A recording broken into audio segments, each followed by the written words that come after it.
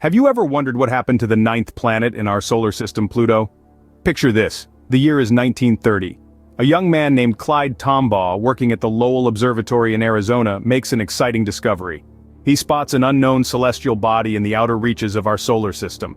This discovery stirs up a wave of excitement in the scientific community and beyond. This newfound planet is christened Pluto, after the Roman god of the underworld, a fitting name for a planet dwelling in the dark, icy realms of space. The discovery of Pluto added a new member to our planetary family, expanding our understanding of our cosmic neighborhood. For over 75 years, Pluto proudly held its place as the ninth planet in our solar system. But just as the universe is ever-changing and full of surprises, so too was the fate of Pluto. So Pluto was the ninth planet in our solar system for over 75 years, but then something changed. Opening, as technology advanced, so did our understanding of the cosmos. The dawn of the new millennium brought with it an era of unprecedented discoveries in our solar system. As our telescopes peered further into the depths of space, we began to uncover new celestial bodies, hidden in the icy outskirts of our solar system, in an area known as the Kuiper Belt. Among these celestial bodies, one stood out: Eris. Named after the Greek goddess of strife and discord, Eris was a dwarf planet that was not only similar in size to Pluto, but was actually slightly larger. This revelation was akin to finding a new sibling in our solar system family, and it sent ripples through the scientific community. If Eris, which was larger than Pluto, was not considered a planet, then how could we continue to label Pluto as one? This was the question that began to echo through the halls of astronomy departments and scientific institutions around the world. The discovery of Eris was not an isolated event. As our gaze continued to penetrate the farthest reaches of our solar system, we found more and more celestial bodies that were comparable in size to Pluto. This was the proverbial Pandora's box.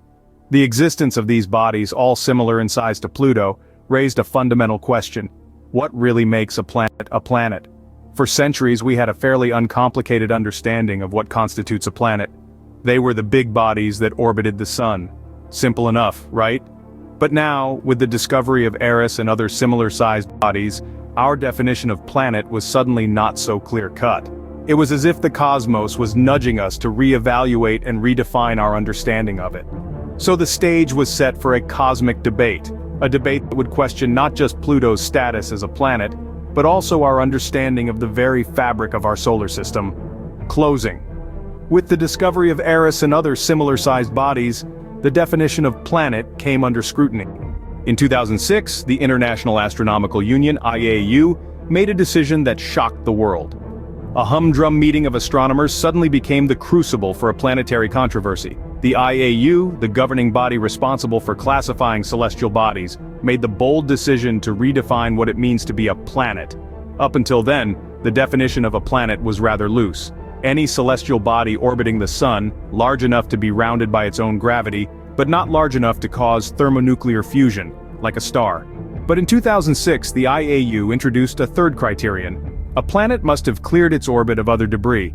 This was the clause that led to the downfall of our ninth planet, Pluto. So why did the IAU decide to change the definition? The crux of the matter was the discovery of several other celestial bodies in our solar system that were of similar or even larger size than Pluto. Notably, Eris, discovered in 2005, is 27% more massive than Pluto. If Pluto was a planet, then logically so should Eris be, along with several others. This could potentially lead to an unwieldy number of new planets. The IAU, therefore, decided to tighten the definition and reclassify Pluto as a dwarf planet. This decision was not without its detractors. Some astronomers argued that the new definition was flawed and that it was more of a historical and cultural decision rather than a scientific one. The debate was heated and passionate, reflecting how much our understanding of the solar system has evolved since the days of Galileo. Indeed, the demotion of Pluto was a momentous event, a paradigm shift in our understanding of the solar system. It was a decision that forced us to reevaluate our place in the cosmos, to reconsider what it means to be a planet. And just like that, our solar system was down to 8 planets, but the story doesn't end there. Despite the IAU's decision, the debate over Pluto's status continues. It's a cosmic controversy that simply refuses to settle. Some scientists still argue that Pluto should regain its planetary status, citing new research and discoveries. One pivotal point in this ongoing debate was the New Horizons mission. Launched by NASA in the year 2006, New Horizons was a space probe sent with the primary mission to perform a flyby study of Pluto. And oh, the revelations it brought. It unveiled a world of mountains made of water ice, vast plains of frozen nitrogen, and a stunning blue atmosphere. These discoveries have fueled the fire of debate, with some scientists asserting that such geological activity is characteristic of planets, not dwarf planets. The term planet isn't just a label, but a classification that carries significant scientific meaning.